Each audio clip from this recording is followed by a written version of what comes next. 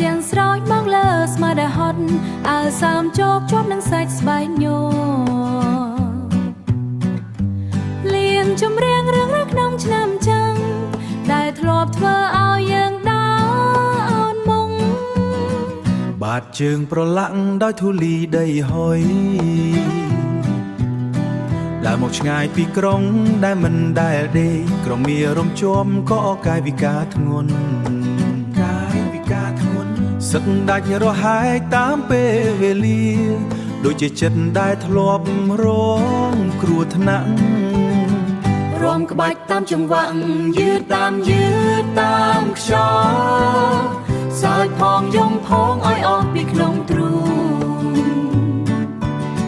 ទឹកសាច់មកលៀងទុកសោកឲ្យរលាយបាត់ទៅតាមខ្សែទឹក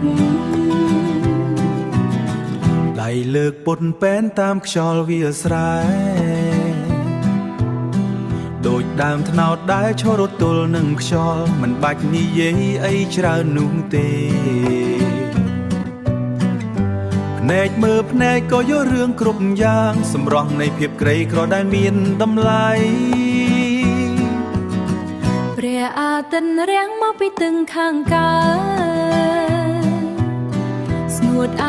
ស្ងួតទាំងតឹងភ្នែកចាំងទង្គង់វល់ហោធ្លាក់ចុះទៅក្នុងដីសល់តែខ្លួនទទេស្អាតបរិសុទ្ធចាំទទួលយកថ្ងៃថ្មីដែលចូលមករំក្បាច់តាមចង្វាក់យឺតតាមខ្យល់សើចផងយំផងឲ្យអស់ពីក្នុងទ្រូងទឹកសាច់មកលៀងទុកសោកឲ្យរលាយបាត់ទៅតាមខ្សែទឹក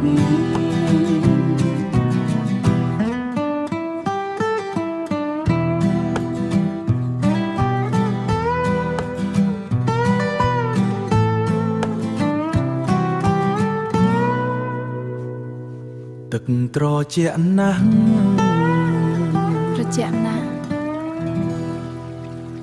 ឆ្នាំថ្មីហើយណា